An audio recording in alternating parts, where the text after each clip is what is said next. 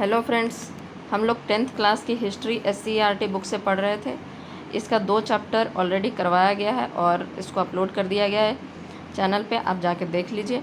आज हम लोग तीसरा चैप्टर हिंद चीन में राष्ट्रवादी आंदोलन पढ़ेंगे और इसका भी 3 पार्ट अपलोड कर दिया गया है, आप जाके देख लीजिए। आज हम लोग इसके आगे पढ़ेंगे। ये सब हम लोग पढ़ चुके थे। हम लोग यहाँ लाओस में गृह युद्ध तक पढ़ चुके थे। आज हम लोग पढ़ेंगे कंबोडियाई संकट। सन 1954 ईस्वी में स्वतंत्र राज्य बनाने के बाद कंबोडिया में संवैधानिक राजतंत्र को स्वीकार कर राजकुमार नरोत्तम सिंहानुक को शासक माना गया। नरोत्तम सिंहानुक 1954 से ही कंबोडिया को गुटनिरपेक्षता एवं तटस्थता की नीति पर चलाना शुरू कर दिया। तो जब स्वतंत्र हो गया कंबोडिया तो कौन बना वहाँ का शासक? नरोत्तम सिंहानुक। और वह तटस्थ और गुट निरपेक्ष था, मतलब किसी भी गुट में शामिल नहीं होने वाला, न रसिया गुट में न अमेरिका गुट में। इसलिए कंबोडिया दक्षिण पूर्व एशियाई सैन्य संगठन में शामिल नहीं हुआ। अमेरिका इन क्षेत्रों में अपना प्रभाव चाहता था, तो चूँकि वह गुट निरपेक्ष था इसलिए वह किसी भी मतलब कि दक्षिण पूर्व एशियाई सैन्य संगठन में भी शामिल नहीं हुआ। लेकिन अमेरिका जो था इस क्षेत्र में अपना प्रभाव चाहता था। इसी कारण वह सिंहानुक से चिढ़ा हुआ था और थाईलैंड को उकसार कर कंबोडिया को तंग करवा रहा था। तो अमेरिका की इस कूटनीतिक चाल के कारण 1963 में सिंहानुक ने उससे भी किसी तरह की मदद लेने से इनकार कर दिया। तो अमेरिका से वह किसी भी तरह की मदद नहीं लेता था। इस बात पर अमेरिका के लिए अपमानजनक थी। मई 1965 में उसने वियतनाम के साथ कंबोडिया के समवर्ती गांवों पर आक्रमण कर दिया। तो हुआ क्या, सिंहानुक जो गुट निरपेक्ष रहता था, किसी भी सैन्य संगठन में वह शामिल नहीं होता था। जो दक्षिण पूर्व एशियाई सैन्य संगठन था उसमें भी शामिल नहीं होता था। अमेरिका इन कंबोडिया क्षेत्र में प्रभाव चाहता था अपना, इसीलिए वह हमेशा थाईलैंड जो उसके नीचे है उसको हमेशा, मतलब उसके बगल में है थाईलैंड, वो उसको कहता था कि उसको उकसाते रहो। अमेरिका की इस कूटनीतिक चाल को सिंहानुक समझ गया था, तो उसने अमेरिका की किसी भी तरह की मदद लेने से इनकार कर देता था। यह बात अमेरिका के लिए बहुत अपमानजनक थी, इसलिए वह मई 1965 में वियतनाम के साथ कंबोडिया के समवर्ती गांवों में, वियतनाम मतलब दक्षिणी वियतनाम जो था जिस पे अमेरिका का भी प्रभुत्व था, कंबोडिया के समवर्ती गांवों पर आक्रमण कर दिया। मतलब कि समवर्ती गांव पर, मतलब जो सटा हुआ गांव था उस पर आक्रमण कर दिया। वियतनाम के साथ कंबोडिया सटा हुआ है ना, तो वहाँ पर आक्रमण कर दिया। तब सिंहानुक ने अमेरिका से राजनयिक संबंध तोड़ लिए।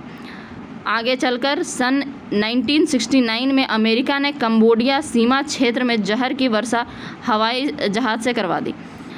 जब उसके साथ अमेरिका के साथ सिंहानुक ने राजनयिक संबंध तोड़ दिया, मतलब उसके साथ जो भी राजनीतिक संबंध था वह तोड़ दिया, तो 1969 में अमेरिका ने कंबोडिया सीमा क्षेत्र में जहर की वर्षा हवाई जहाज़ से करवा दी, जिससे लगभग 40,000 एकड़ भूमि की रबर की फसल नष्ट हो गई। तब सिंहानुक ने मुआवजे की मांग अमेरिका से की एवं रूस की ओर झुकाव दिखाते हुए पूर्व जर्मनी से राजनयिक संबंध बढ़ाने शुरू कर दिए। तो वह क्या किया, अमेरिका से वह जब जहर की वर्षा करवा दी तो उसमें 40,000 एकड़ भूमि की रबर की फसल नष्ट हो गई। तब सिंहानुक ने मुआवजे के लिए अमेरिका से मांग किया और रूस के तरफ अपना झुकाव दिखाने लगा। रूस के तरफ पूर्व जर्मनी से राजनयिक संबंध बढ़ाना शुरू कर दिए, यानी कि रूस के तरफ झुकाव दिखाया और जर्मनी के तरफ वह अपना राजनयिक संबंध बढ़ाना शुरू कर दिया। तत्कालीन 2 गुटिया विश्व व्यवस्था में पूंजीवादी अमेरिका यह नहीं चाहता था कि कंबोडिया साम्यवादी देशों के प्रति सहानुभूति रखे। तो वह चाहता था मेरे प्रति सहानुभूति रखे, मेरे पक्ष में आ जाए। अतः उसे कंबोडिया के गुट निरपेक्षता को एक पक्षीय मानते हुए यह आरोप लगाया कि सिहानूक सरकार का संबंध उत्तरी वियतनाम के वियतकोंग से है। तो वह कंबोडिया पर क्या मतलब उसको वह जो था उसको उसका गुट निरपेक्षता को एक पक्षीय मान लिया। एक पक्षीय का मतलब कि नाटो की तरफ से वह नहीं झुक रहा है, लेकिन रूस की तरफ उसका झुकाव है। इसलिए अमेरिका CIA के माध्यम से कंबोडिया दक्षिणपंथियों को संगठित कर सिहानूक को सत्ताच्युत करना चाहता था। तो वह क्या चाहता था अमेरिका? एक CIA के माध्यम से, CIA संगठन के माध्यम से कंबोडिया के जितने भी दक्षिणपंथी लोग थे को संगठित किया और सिहानूक को सत्ताच्युत करना चाहा।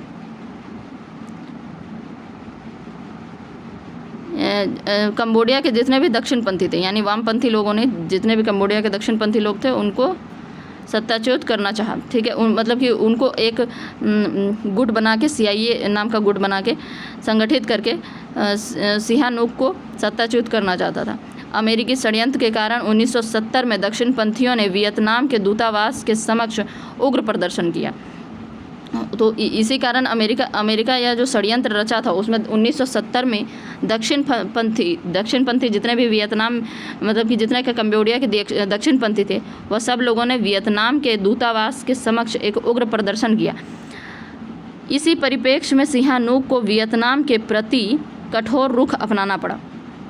18 मार्च 1970 को कंबोडियाई राष्ट्रीय संसद ने नरोत्तम सिहानूक को सर्वसम्मत प्रस्ताव द्वारा सत्ता से हटा दिया और जनरल लोन नोल के नेतृत्व में सरकार बनी, जिसे अमेरिका का समर्थन प्राप्त था।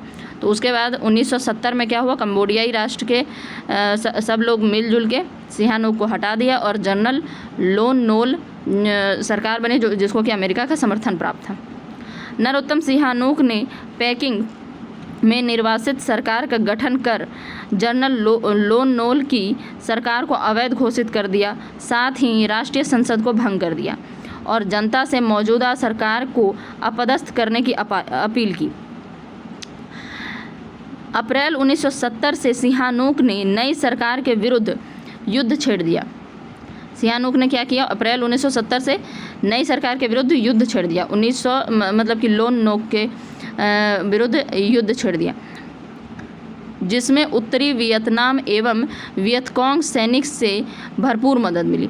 तो उत्तरी वियतनाम और वियतकोंग के जितने भी सैनिक थे उन सब से उनको पूरा मदद मिला। ठीक है, नरोत्तम सिहानूक की सेना विजयी होती हुई राजधानी नामपेन की ओर बढ़ रही थी। अमेरिका ने तुरंत इसमें हस्तक्षेप किया। दक्षिणी वियतनाम से अमेरिकी फ़ौज कंबोडिया में प्रवेश कराई गई और व्यापक संघर्ष शुरू हो गया। यह युद्ध बड़ा ही भयंकर था। तो जैसे ही वह आगे, मतलब कि आंदोलन आगे बढ़ रहा था और जो सिहानूक सरकार थी वो आगे बढ़ रही थी, इसमें अमेरिका ने हस्तक्षेप किया और दक्षिणी वियतनाम से अमेरिकी फ़ौज को कंबोडिया में प्रवेश करवा दिया और संघर्ष बहुत बड़ा हो गया।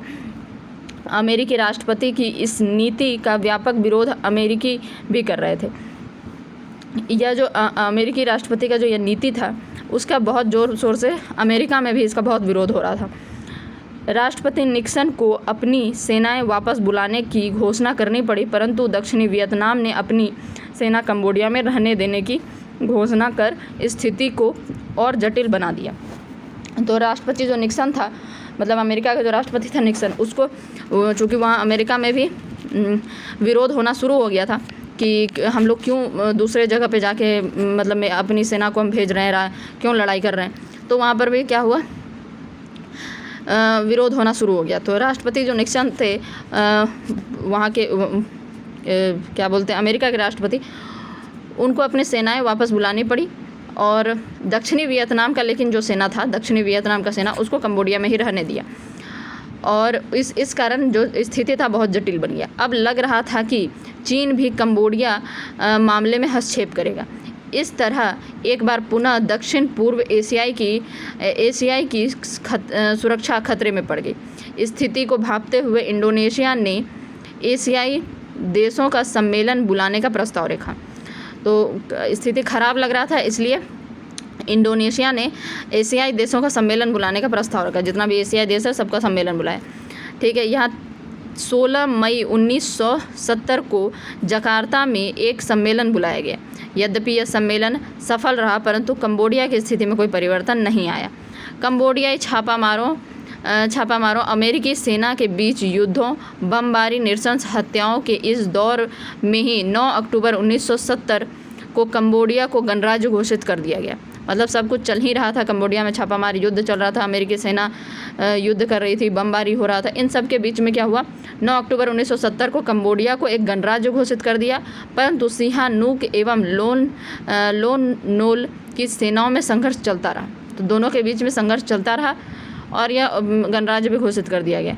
5 वर्ष पश्चात सिहानूक ने निर्णायक युद्ध का ऐलान किया और उनकी लाल खुमेरी सेना विजय करती आगे बढ़ती गई। अंततः लोन नोल को भागना पड़ा। अप्रैल 1975 में कंबोडियाई गृह युद्ध समाप्त हो गया। नरोत्तम सिहानूक पुनः राष्ट्राध्यक्ष बने, परंतु 1978 में उन्होंने राजनीति से संन्यास ले लिया। तो राजनीति से वह संन्यास ले लिया कंबोडिया का जो था राष्ट्राध्यक्ष नरोत्तम सिहानूक। अब कंबोडिया का नाम बदलकर कंपूचिया कर दिया गया। नरोत्तम सिहानूक के बाद खियू सम्फान एवं पोल पोट जैसे आतंकवादी संगठनों का उदय हुआ। तो जब नरोत्तम सिहानूक हट गया तो वहाँ पर खियू सम्फान और पोल पोट जैसे आतंकवादी संगठनों का उदय हुआ, जिन्होंने अपने मार्क्सवादी विचारधारा के अनुरूप शासन करना शुरू किया। तो पोल पोट कौन था, जो कि मार्क्सवादी विचार, जो साम्यवादी विचार है, उसको बहुत कड़े रूप से मतलब कि उसका पालन करता था। यह दौर पूरी तरह आतंक का दौर था, परंतु 1979 में हैंग सामरिन ने एक संयुक्त मोर्चे का संगठन कर खियू सम्फान एवं पोल पोट को पराजित कर दिया। इस स्थिति में रूस चीन आमने सामने आ गए और चीन ने वियतनाम पर आक्रमण कर दक्षिण पूर्वी एशिया में अपनी शक्ति का परिचय दिया। हालांकि अमेरिकी नीति कंपूचिया मामले में सफल नहीं रही और वह साम्यवाद को फैलाने से रोक नहीं पाया, परंतु 2 साम्यवादी देश रूस और चीन में आमने सामने लाने में उसकी नीति अवश्य सफल हो गई। तो 2 साम्यवादी देशों को वह लड़वा दिया अमेरिका, यह एक सफलता मिली उसको। बाकी वह साम्यवाद को फैलने से रोक नहीं पाया, कंपूचिया में वह अधिकार नहीं कर पाया।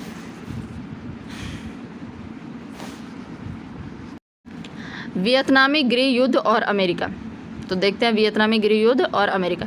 जेनेवा समझौता से 2 वियतनामी राज्यों का जन्म तो अवश्य हो गया था, परंतु अस्थायी शांति की उम्मीद नहीं के बराबर थी, क्योंकि उत्तरी वियतनाम में जहां साम्यवादी सरकार थी, वहीं दक्षिणी वियतनाम में पूंजीवादी समर्पित सरकार थी। तो जेनेवा समझौता हुआ और जेनेवा समझौता से यह तो तय हो गया कि ठीक है, शांति थोड़ा आ गया देश में, लेकिन एक उत्तरी वियतनाम था, दक्षिणी वियतनाम था। उत्तरी वियतनाम साम्यवादी सरकार, दक्षिणी वियतनाम पूंजीवादी सरकार। जेनेवा समझौता में यह कहा गया था कि अगर जनता चाहे तो मध्य 1956 तक चुनाव कराकर पूरे वियतनाम का एकीकरण किया जाएगा। यह कहा गया था कि मध्य 1956 में चुनाव करवा के अगर जनता चाहेगी तो पूरे वियतनाम का एकीकरण करवा दिया जाएगा। उसी समय वियतनामी जनता उसके एकीकरण के पक्ष में आवाज़ उठाती रही थी, जिसे उत्तरी वियतनाम का पूरा समर्थन था, जबकि दक्षिणी वियतनाम की जनता शांतिपूर्ण प्रयासों से चूक गई और 1960 में वियतकॉन्ग राष्ट्रीय मुक्ति सेना का गठन कर अपने सरकार के विरुद्ध हिंसात्मक संघर्ष शुरू कर दी। 1961 ईस्वी तक स्थिति इतनी बिगड़ गई कि दक्षिणी वियतनाम में आपातकाल की घोषणा कर दी गई और वहां गृह युद्ध शुरू हो गया। तो यह तय तो किया गया था कि 1956 में चुनाव कराकर पूरे वियतनाम का एकीकरण किया जाएगा। उसी समय वियतनामी जनता उसके एकीकरण के पक्ष में आवाज़ उठाती रही थी जिसे उत्तरी वियतनाम का पूरा समर्थन था। मतलब कि जब वियतनाम की जो सरकार थी, जनता थी, वह एकीकरण के पक्ष में आवाज़ उठा रही थी और उत्तरी वियतनाम का पूरा समर्थन भी था, जबकि दक्षिणी वियतनाम की जनता शांतिपूर्ण प्रयासों से चूक गई। मतलब दक्षिणी वियतनाम में शांति नहीं आ पाया। तो 1960 में वियतकॉन्ग राष्ट्रीय मुक्ति सेना का गठन कर अपने सरकार के विरुद्ध हिंसात्मक संघर्ष शुरू कर दी। उन लोगों ने क्या शुरू कर दिया? 1960 में वियतकॉन्ग एक संगठन बनाया, राष्ट्रीय मुक्ति सेना, और उसके अपने सरकार के विरुद्ध हिंसात्मक संघर्ष शुरू कर दिया। 1961 ईस्वी तक स्थिति इतनी बिगड़ गई कि दक्षिणी वियतनाम में आपातकाल की घोषणा कर दी गई और वहाँ गृहयुद्ध शुरू हो गया।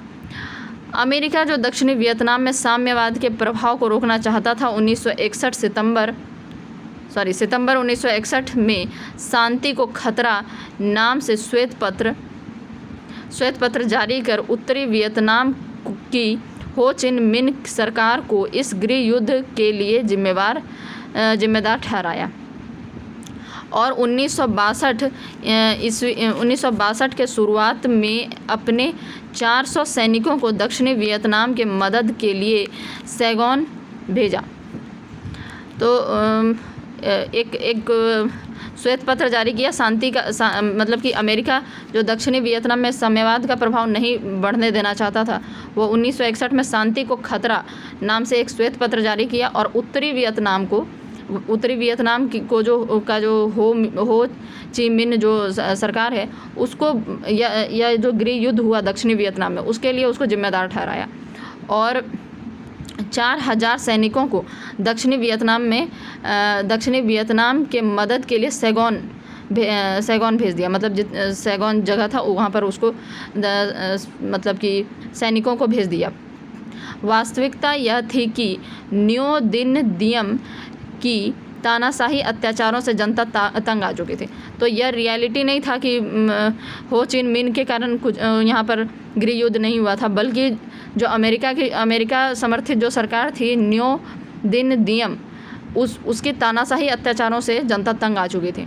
बौद्ध जनता धार्मिक असहिष्णुता के कारण आत्मदाह कर रही थी। इसी को लेकर 1963 ईस्वी में सेना ने विद्रोह कर न्यो दिन दियम को मार दिया और सैनिक सरकार की स्थापना हुई। तो सब लोगों ने मिलकर अमेरिका समर्थित न्यो दिन दियम को मार दिया और सैनिक सरकार स्थापना हुई, परंतु यह भी प्रतिक्रियावादी थी। इस तरह सरकारों का आना जाना लगा रहा, मगर किसी की भी नीति नहीं बदली और वियतकॉन्ग का संघर्ष चलता रहा। तो वियतकॉन्ग का संघर्ष जो था वह चलता रहा, किसी का नीति नहीं बदला, सरकार आती जाती रही। अगर वह पहले ही हो चिन मिन के अंदर आ जाती, उत्तरी वियतनाम के साथ एकीकरण हो जाता तो अच्छा रहता।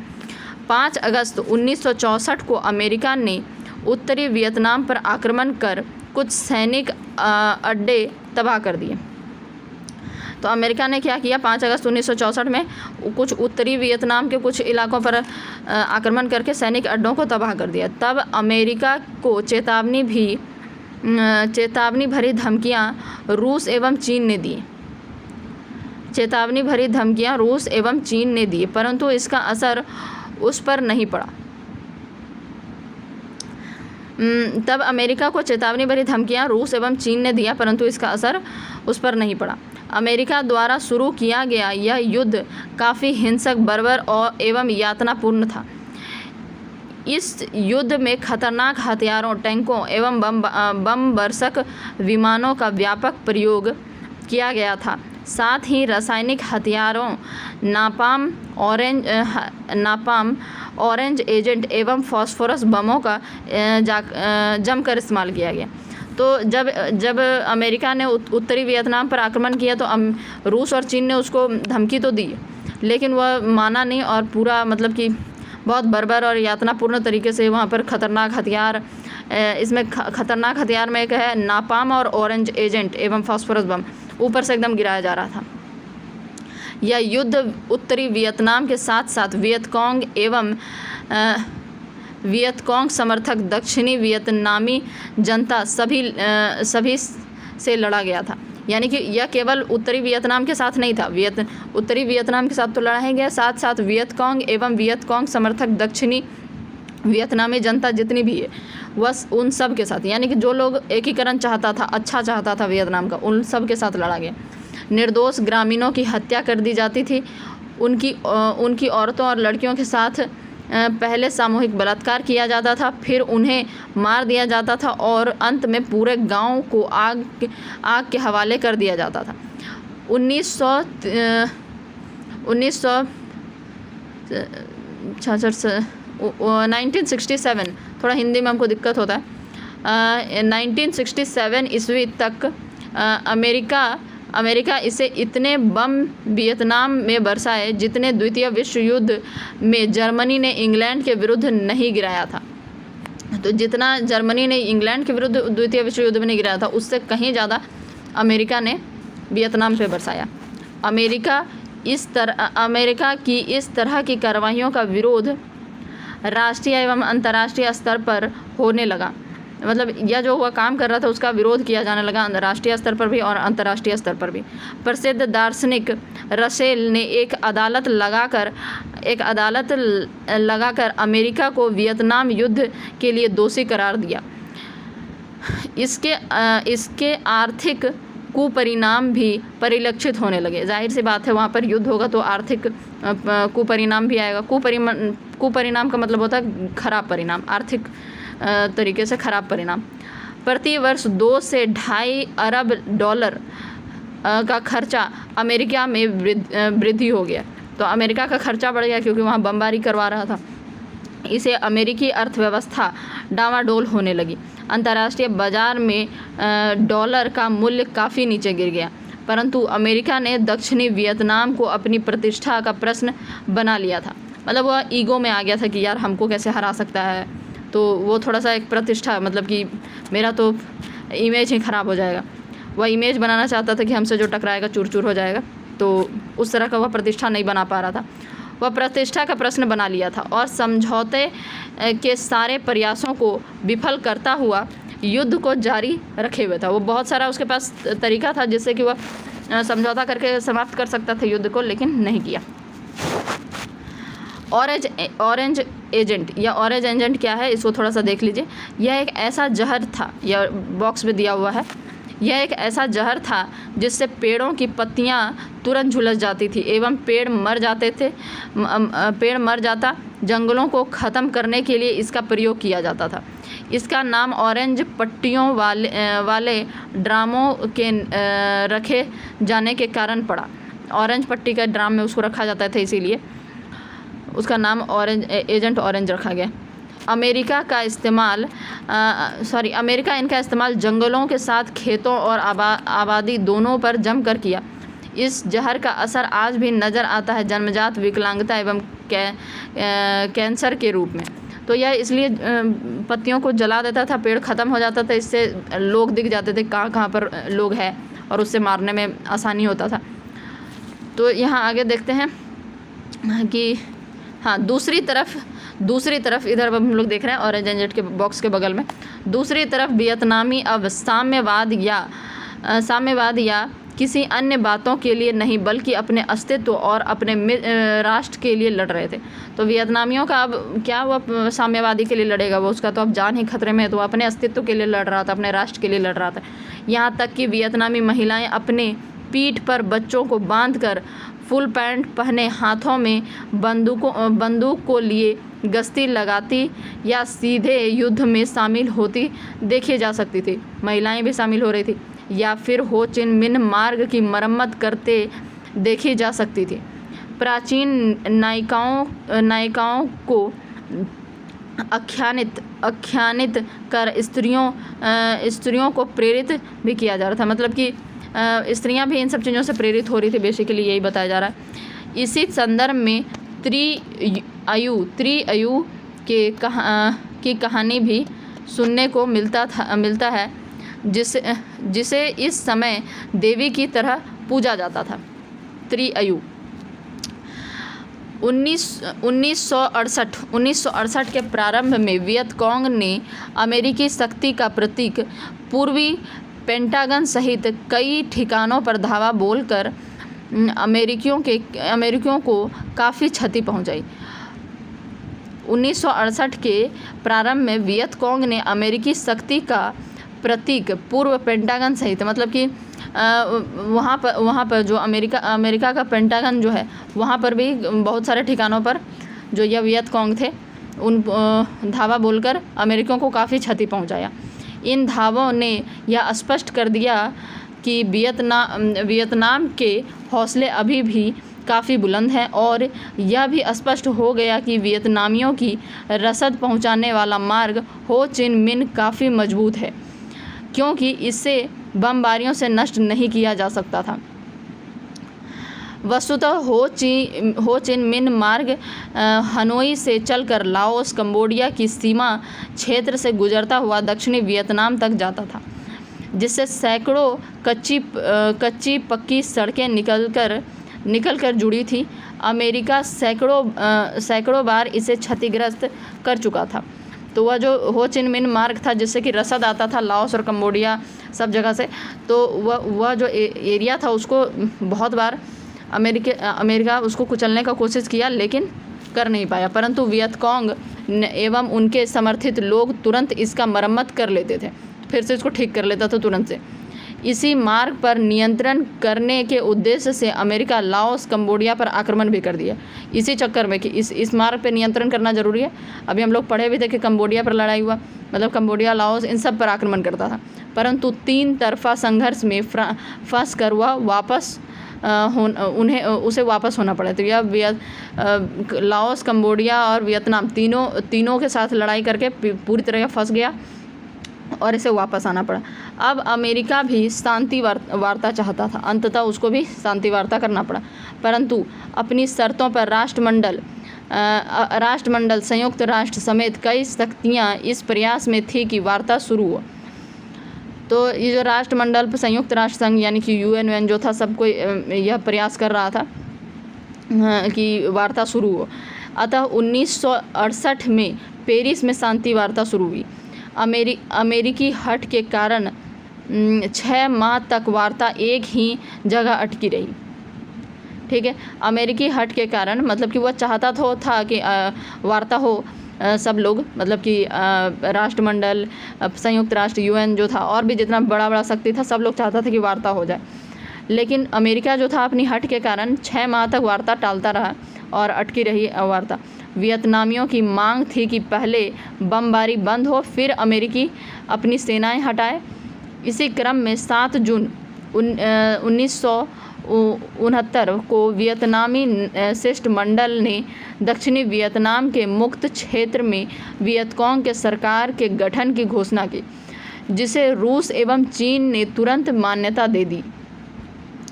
तो हुआ क्या, वियतनामियों की क्या मांग थी कि पहले बमबारी बंद हो, फिर अमेरिकी अपनी सेना हटाए।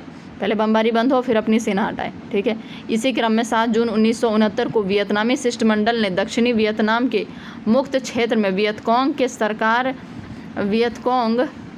सरकारों के गठन की घोषणा की। तो वियतनाम के मुक्त क्षेत्र में वियतकोंग ने सरकारों के गठन की घोषणा की, जिसे रूस एवं चीन ने तुरंत मान्यता दे दी। तो जो दक्षिणी वियतनाम था, दक्षिणी वियतनाम का जितना भी मुक्त क्षेत्र था वहाँ वियतकोंग के सरकार का गठन का घोषणा किया गया, जिसको रूस और चीन ने तुरंत से मान्यता दे दिया। इसी दरमियान वियतनामी राष्ट्रीयता के जनक हो चिन मिन की मृत्यु हो गई। चूँकि उन्होंने अपने वसीयत में दक्षिणी वियतनाम के मुक्ति तक संघर्ष का आह्वान किया था, अतः संघर्ष जारी रहा। तो वह भले ही हो चिन मिन मतलब की मृत्यु हो गई, लेकिन वह अपने वसीयत में लिख के गया था कि जब तक दक्षिणी वियतनाम का मुक्ति ना हो जाए तब तक संघर्ष चलता रहेगा, इसलिए संघर्ष जारी रहा।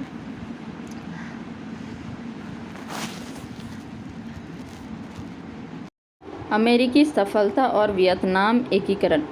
अब हॉलीवुड द्वारा अमेरिका के वियतनाम युद्ध को जायज़ ठहराने वाली फिल्मों के स्थान पर अमेरिका के अत्याचार पर फिल्म बनने लगी। दूसरी तरफ निक्सन अमेरिका राष्ट्रपति चुनाव में जीत हासिल कर नया राष्ट्रपति बना वियतनाम समस्या का जल्द समाधान की जिम्मेवारी उस पर सौंपी गई। तो पहले क्या होता था, पहले अमेरिका में हॉलीवुड में ऐसे ऐसे फिल्म बनते थे जो कि या जो युद्ध हुआ है, मतलब वियतनाम पर जो युद्ध, वियतनाम के साथ जो युद्ध हुआ है उसको जायज़ ठहराता था, लेकिन अब उसको गलत ठहराया जाने लगा कि उस तरह का फिल्म बनने लगा। उसके बाद जो निक्सन था, यानी कि राष्ट्रपति, अमेरिका का राष्ट्रपति जो निक्सन था, अमेरिकी राष्ट्रपति जो निक्सन चुनाव जीता, उस पर सारा जिम्मेवारी सौंप दिया गया कि जल्दी से इसको सब कुछ ठीक ठाक करो। मतलब कि वियतनाम समस्या जल्दी समाधान करने का जिम्मेवारी उसको सौंपा गया। अंतर्राष्ट्रीय दबाव बढ़ता ही जा रहा था। इसी समय माई लीग गांव की एक घटना प्रकाश में आई। अमेरिकी सेना की आलोचना पूरे विश्व में होने लगी। अब माई लीग घटना क्या है, बॉक्स में देख लेते हैं।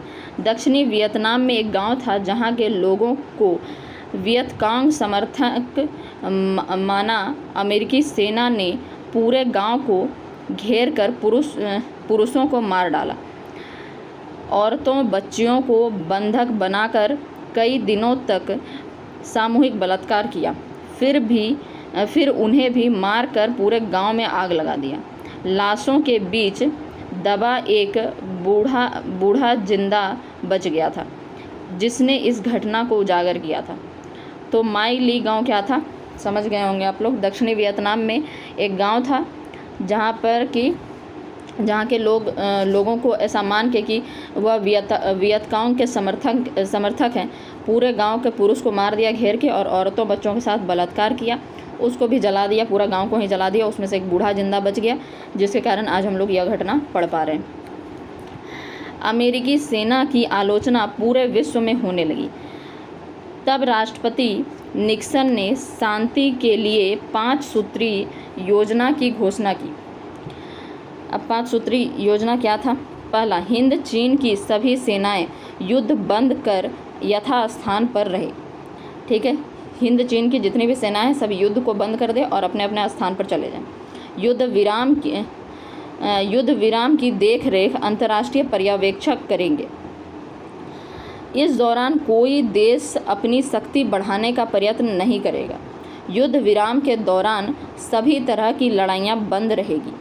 युद्ध विराम का अंतिम लक्ष्य समूचे हिंद चीन में संघर्ष का अंत होना चाहिए। तो ये सब मतलब नई जो सरकार है उसने यह सब घोषणा किया, परंतु इस शांति प्रस्ताव को अस्वीकार कर दिया गया। अमेरिकी सेनाएं पुनः बमबारी शुरू कर दी, लेकिन अमेरिका अब जान चुका था कि उसे अपनी सेनाएं वापस बुलानी ही पड़ेगी। निक्सन ने पुनः 8 सूत्री योजना रखी। वियतनामियों ने इसे खारिज कर दिया। अब अमेरिका चीन को अपने पक्ष में करने में लग गया।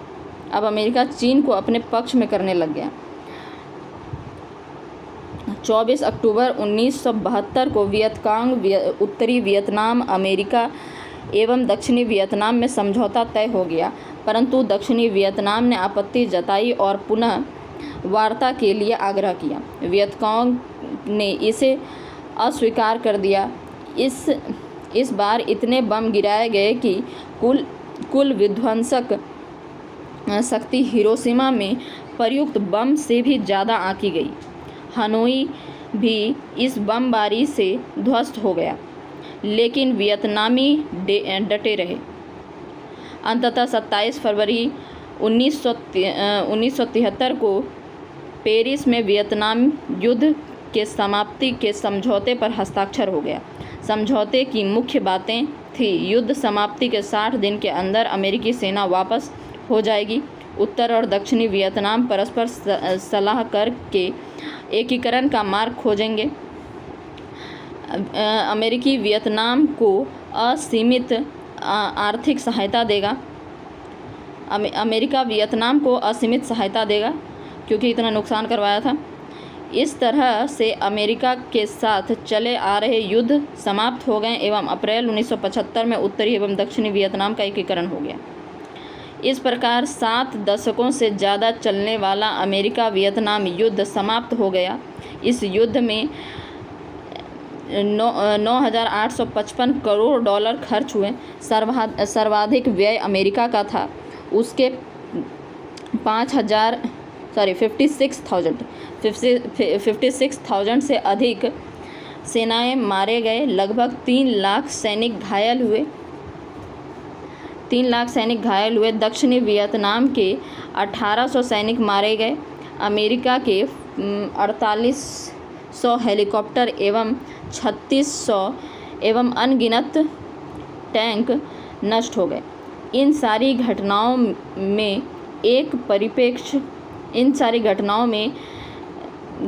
के परिप्रेक्ष्य में धन जन की बर्बादी के अलावा अमेरिकी साख को भी गहरा आघात पहुंचा।